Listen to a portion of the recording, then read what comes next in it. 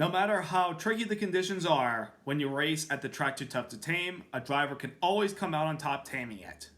Even though the conditions nearly tamed Tyler Reddick yesterday, he was not going to be denied.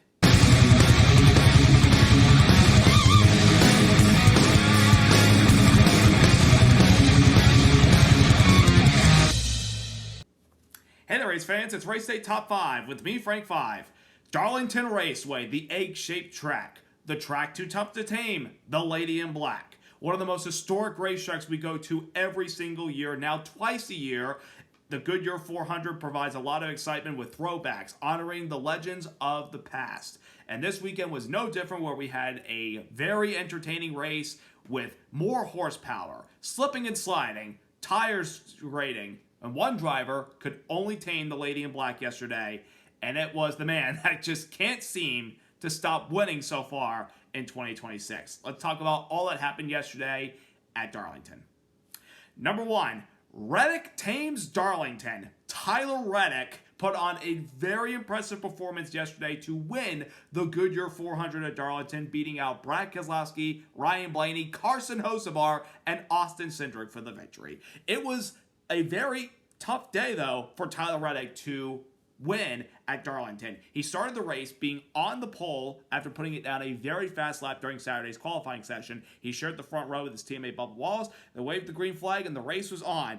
But early on, not even a full lap into the race, Tyler Reddick comes over the radio and tells his team, "I've got alternator problems," and that meant a little bit of a reduction in the voltage that keeps the power in the race car, and the team literally was starting to scramble and come up with an idea about how they were going to be able to fix this alternator issue they were having. It certainly didn't slow down his speed for the most part. That 45 car, despite the alternator issues at the beginning, turned out to be a very fast race car.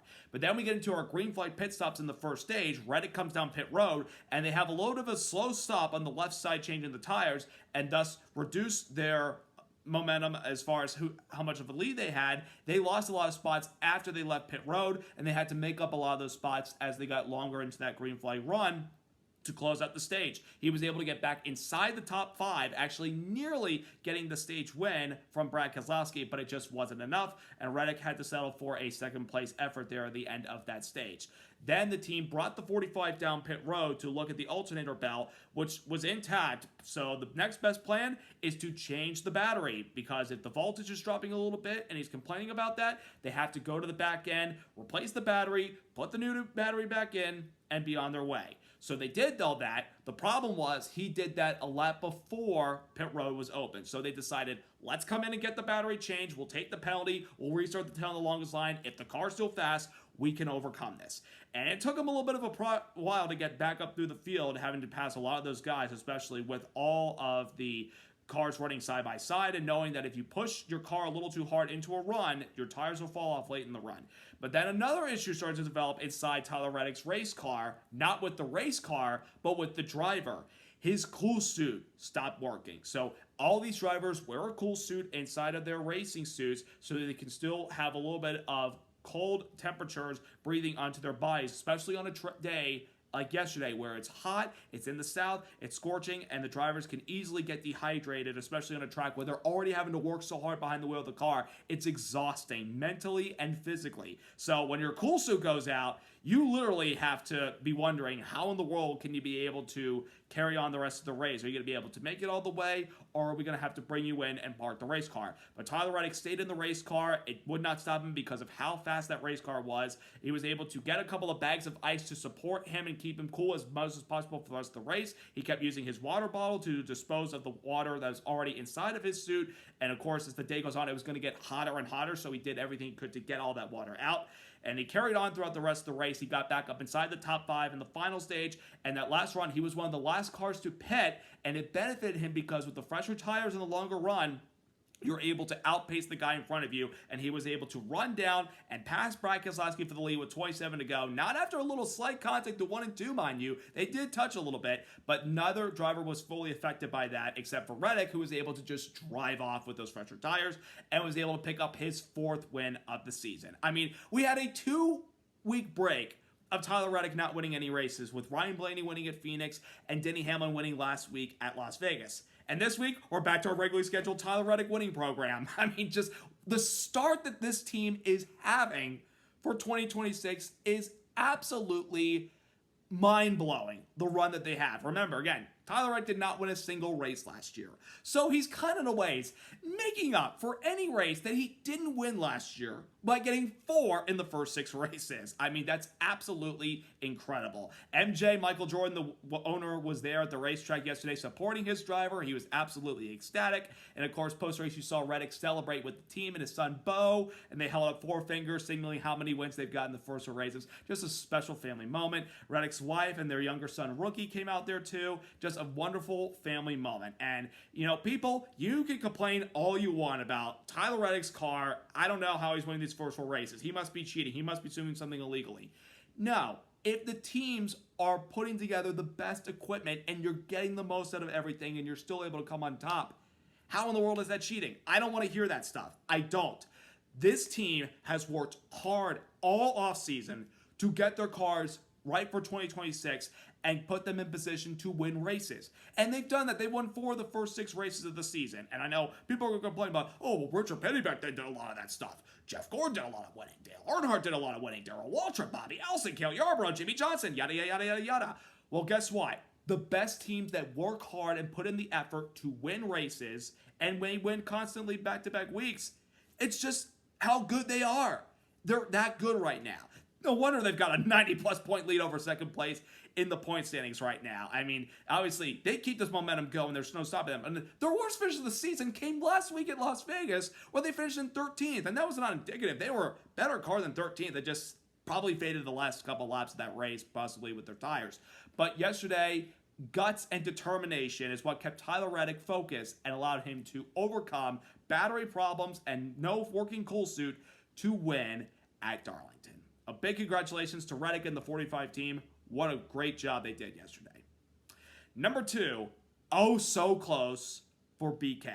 Brad Keselowski had by far his best race of the season yesterday by finishing in the runner-up spot to Tyler Reddick, but that was not indicative. When Tyler Reddick was in the middle of the pack, Brad Keselowski was the guy controlling the field. The guy who last time he won in the Cup Series was at this track in this race at Darlington 2 years ago on Throwback Weekend, and he was able to capitalize after his teammate Chris Buescher and Tyler Reddick racing hard for the win got in the wall. It slowed them down. Keselowski went on to take victory, breaking a long winless streak. Yesterday, he came close to getting back to victory lane. That number 6 car sporting a throwback honoring the late Greg Biffle. Matter of fact, all the RFK cars had Greg Biffle throwback schemes for this weekend. They all looked amazing. At one point, they were 1, 2, 3 in the running order. That is absolutely amazing. But Brad Keselowski yesterday led the most laps. He won both stages. It seemed like things were going to be going his way to get victory. But Tyler Reddick, late in the going, as I mentioned, was able to run him down with the fresher tires, got by him with 27 to go, despite some slight contact in 1 and 2. And Brad Keselowski on those older tires, there was just nothing he could have done. He was just hoping and praying for a caution to come out for him to get an opportunity to come down pit road, put on another set of tires, and get another go at it. But he never got the opportunity because the last long green flag run of the race was at least 80-plus laps or 90-plus laps. There was no cautions throughout the rest of the day. So they never got a chance to try to get back up to Tyler Reddick and challenge him for the win. But, again, a great performance by a guy who, remember, in the offseason, injured himself and is still using the cane, even though he has somewhat recovered from it. He will hopefully, maybe in a few weeks, no longer have the use of that cane. But for him to be able to compete at a high level with that injury in his car is absolutely amazing. And compared to last year, Brad Keselowski is off to a much better start in 2026 because the first 11 races last year, no top 10s. I think 12 races, actually. No top 10s. It didn't come until the Coca-Cola 600, where he finished in the top 5. 6 races of the season, 3 of the first 6 races, top 10 results. 2 of them top 5s. The Daytona 500 and yesterday. And he nearly won the race. So this 6 team, they have put in a lot of effort for helping his car get to a better start. And remember, they finished strong at the end of last year, too, to get them some momentum into the 2026 season. And look at where they are right now. Just missed it by 1 spot short yesterday. But BK, I got a feeling, folks, he's going to be in victory lane sooner than you expect. And also, I want to give a shout out to the 6 team and Brad. They qualified well. Remember what I said last week in the video? They had the speed in the race car to finish in the top 10, possibly compete in the top 5 last week, but qualifying 28th puts you in a detriment at the start. You have to qualify better. If you have a car that can run up front and challenge, you got to qualify better. They did that this weekend by qualifying in 5th spot, and from the early stage of the race, he was so fast. So a big job, great job by Brad Keselowski and the 6 team. 1 spot short, but still momentum and good runs are on their side. Number 3, bounce back for Blaney. Ryan Blaney had quite a lot going his way on yesterday's race yesterday. He was able to come home finishing in 3rd spot after he had some incidents happen to him on pit road, and this was regarding his pit crew. After stage 1 was completed, Ryan Blaney came down pit road running inside the top 5, but when he left his pit stall, he noticed that the left side wheels, one of those two, was not properly tightened. So thankfully, he goes to his teammate Austin Zinder's pit box toward the exit of pit road, stops in his box, they readjust the tires, they put it back on, and he gets back going. Of course, Ryan Blaney, you know how feisty he could be in the radio. He didn't curse, I think, as far as what I saw from the Fox graphic that depicted what the message was on the radio, but he told the guys, we've got to clean this up. This team is ranked 33rd when it comes to pit stops this season. A Team Penske team should not be that deep when it comes to overall average pit stops. They've got to execute. They've got to do better. This is the stuff that could cost you a championship at the end of the year if you're in position to win a championship. You do not want to have mistakes on pit road, slow stops, not getting wheels tight, miscommunications, not getting enough fuel in. You do not want that. And Ryan Blaney told the team, we've got to clean this up. I think the message got out to the team because I think the rest of the race, they had better pit stops. He still had to work his way through the field, and sometimes this track has not been really the kindest to Ryan Blaney. Yesterday, after 20 green flag lap runs, the car came to life, and he was able to pass a few guys and work his way back up through the traffic. And again, he was able to rally and finish in 3rd spot. So it's a great comeback. But what could have happened maybe if they didn't have that pit problem earlier in the race at the start of stage number 2? Then maybe he could have been the one challenging against Tyler Reddick for the win, because he was certainly trying his best to catch Brad Keselowski at the end of the race. I think Blaney had the better car at the end, but he was just too far back to close up and catch the 6th car to take 2nd place. And again, you didn't have the mistake early in the race. Whole race could have been a completely different story. I mean, you could have been further up the grid, but at least look at the bright side. You didn't run like your teammate Joey Logano, because my gosh, that was abysmal by the 22 team. But aside from that, overcoming adversity early on, rallying to get a top 5, that's what Ryan Blaney and the 12 team yesterday. Got to clean up pit road mistakes. They can clean those up and get more wins and have better consistent results. This team is a force to be reckoned with. Number 4, another close call for Buescher. Chris Buescher, like his teammate / boss yesterday, Brad Keselowski, ran very well at Darlington, which has been a really good try for Chris Buescher in the last couple of times. He's had top 5, top 10 cars. He's had really good speed here. He had an opportunity to win yesterday. He took an alternative strategy at the beginning of the final stage. After a quickie yellow for Riley Herbst hitting the inside wall off of turn number 4 after contact with Connor Zilic, a lot of the lead lap cars decided to dive on pit road despite having a couple laps on those tires. Chris Buescher, on the other hand, elected to stay out and hold track position, thinking if we can hold it for a while and these guys behind us burn up their tires with fresh rubber, trying to get by some of the other guys that stayed out, because there were at least 6 cars that stayed out on that last restart of the day, they probably will have a tough time trying to catch me and getting by me pretty quickly. So Buescher, for the most part, in the final stage, after staying out, was able to stay up in the lead and hold it there for a while until his teammate Brad Keselowski ran him down and passed him for the lead. And then there was a moment when Buescher was coming to pit road for his final stop. He was trying to get to the apron, and Tyler Reddick, who behind had the fastest car in a massive run, got into the back of the 17 of Buescher, sending him up the track, and the back end actually hit the outside wall in turn number 3. Thus, Buescher had to go by another lap by not pitting and everything until he had to come down the next lap and make his pit stop. But that damage basically took Chris Buescher out of a chance to possibly win or finish inside the top 5. I was worried, honestly, about the performance of the race car at the end of the race because of that amount of damage on the right rear quarter panel, especially with aero being an important factor at Darlington. I felt like that his day could have been really, really screwed up. He could have possibly fallen outside the top 10 and finished maybe deep in the field because of that damage. But it didn't necessarily hurt him as much because, again, he had a good gap on everybody else that he was ahead of in that final restart with track position. He did lose some spots pitting a little bit later, but then he was able to pick his way up through the traffic. And when a couple guys had some fall off on their tires or maybe had some problems in the final 30 laps of the race, Buescher was able to pass some of those guys and came home with a 9th place result. But I think it was a missed opportunity for Buescher considering the strategy was working for him to stay out the end of that final stage.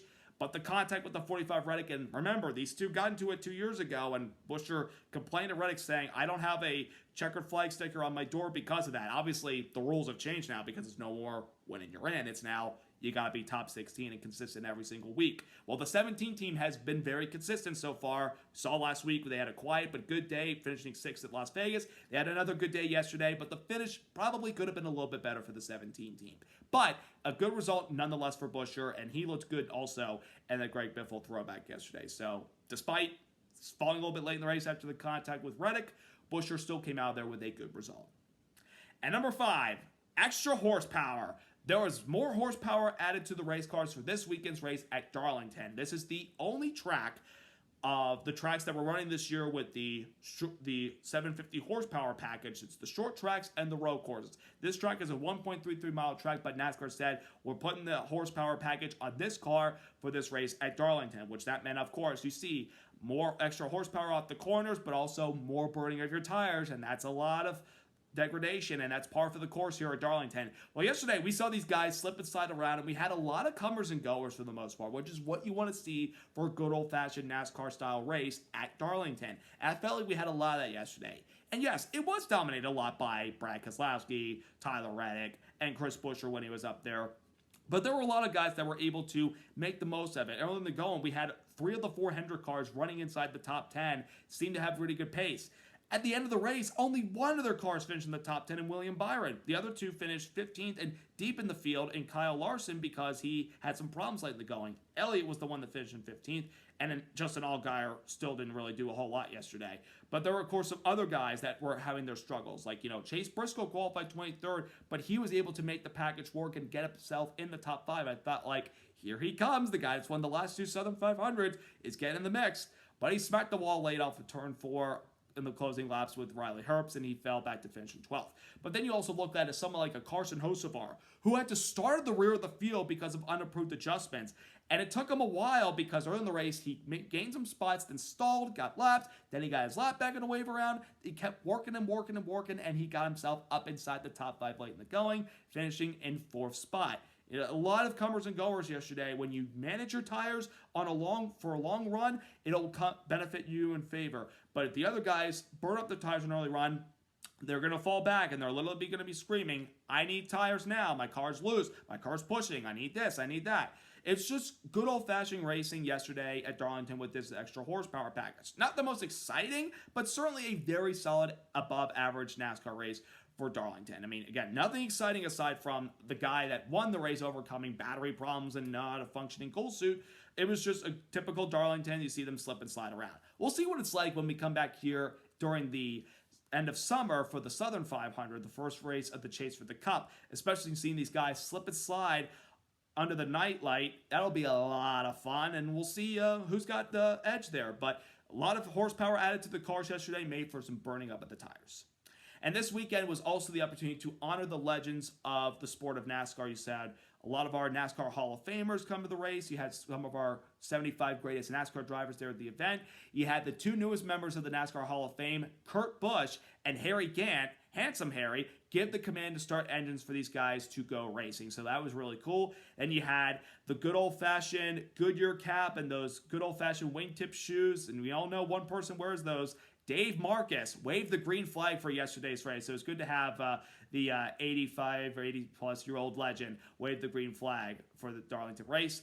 And also, we had a special guest for the first couple laps of the race in the NASCAR on Fox booth, none other than DW. Darrell Waltrip took the opportunity to join Mike Joy, Kevin Harvick, and Clint Bowyer for the first couple laps of the first stage, and it got to bring back his trademark boogity, boogity, boogity, let's go racing, boys. It felt so good to hear that. And a couple seconds after that, Mike Joy asked, want to hang around for us a while? Darrell jokingly said, nah, I don't think I want to. Which I laughed so hard when that happened. It was good to hear DW bring back that old NASCAR on Fox nostalgia.